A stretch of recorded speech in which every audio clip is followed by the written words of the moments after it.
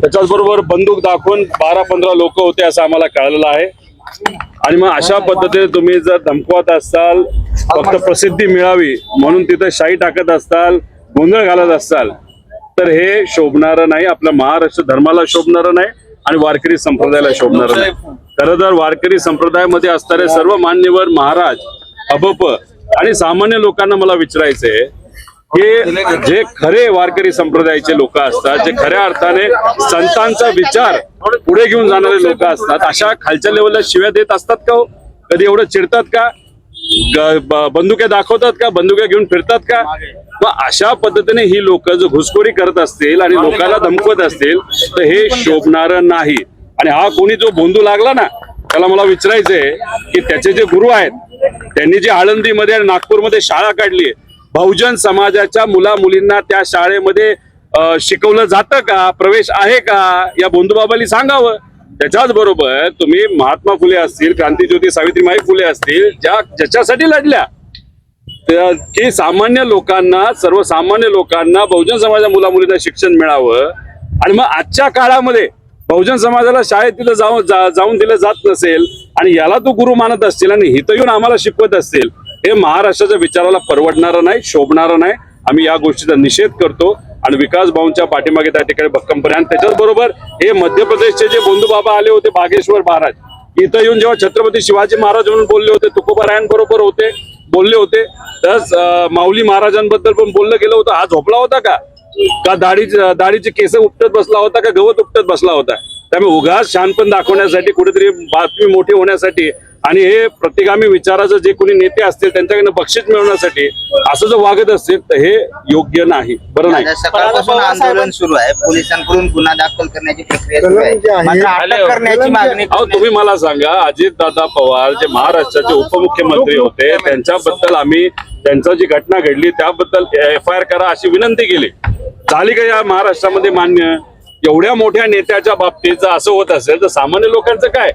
गेल्या काही दिवसांमध्ये ज्या मुलींवर, चिमुरड्यांवर त्या ठिकाणी तिथं अत्याचार झाले, काही लोकांना त्याच्या मुलींना मारण्यात आलं, तिथं सुद्धा त्या सर्व लोकांचं हेच म्हणणं आहे की आम्हाला ज्या पद्धतीचा न्याय मिळाला पाहिजे तो न्याय मिळत नाही।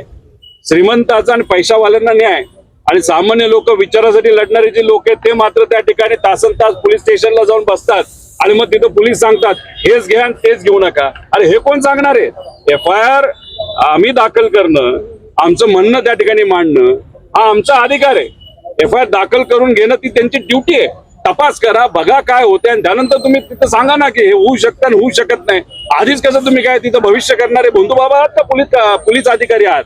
त्यामुळे उगाच पोलीस स्टेशन मध्ये अशा पद्धतीने न वागता जे म्हणणे ते तुम्ही स्वीकारून, आता अर्ध पिक्चर बघितलंच ना, इंक टाकताना बघितलेलं आहे, धमक्या देताना बघितलेलं आहे, शिव्या देताना बघितलेलं आहे, आता बंदुक्या दाखवून काय आता समोर व्हिडिओ समोर येणार आहेत का? लपून ठेवली असेल, दाखवली असेल, याच्या आधी FIR असे झाले नाहीत का? तर मग इथं या विकास भाऊंचं ऐकून FIR दाखल करा।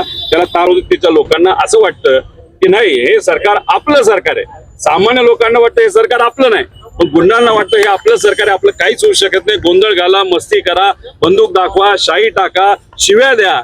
आता एक कुठला तरी आमदार आई बहिणीवरनं शिव्या देतो अक्षरशः खालच्या लेवलला जाऊन, त्याच्यावर तिथं कारवाई होत नाही आणि मग सामान्य व्यक्ती एखाद्या FIR करायला गेला, तुम्ही तिथं ऐकून घेत नाही, कलम टाकत नाही, मग पोलिसांनी काय करायचं? फक्त VIP लोकांना प्रोटेक्शन, सिक्युरिटी द्यायचं आणि मग सामान्य लोक मात्र हा वाऱ्यावर।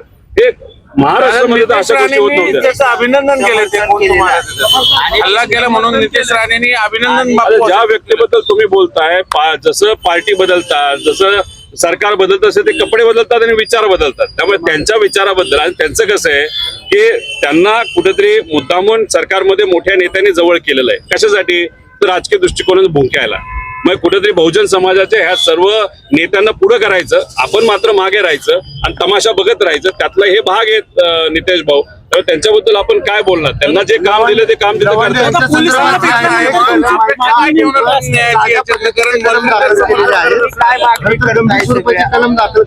एक तर आता जे आपले विकास भाऊ त्यांचं काय म्हणणं हे आम्ही तिथं समजून घेऊ, पुढे काय करायचं, कसं आम्ही वकिलांशी सुद्धा बोलू।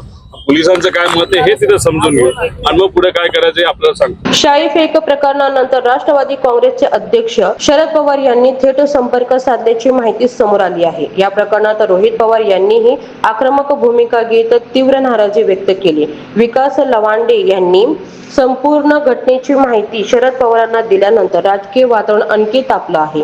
रोहित पवारांनी अशा घटनांना प्रोत्साहन देणाऱ्यावर कठोर कारवाईची मागणी केली. या घटनेनंतर राज्यात पुन्हा राजकीय संघर्ष तीव्र होताना दिसत आहे. समर्थक आणि विरोधकांमध्ये आरोप प्रत्यारोप सुरू असून सोशल मीडियावरही याची जोरदार चर्चा रंगली आहे. तुमच्या मते राजकीय आंदोलनात अशा घटना रोखण्यासाठी कठोर कायदे हवेत का?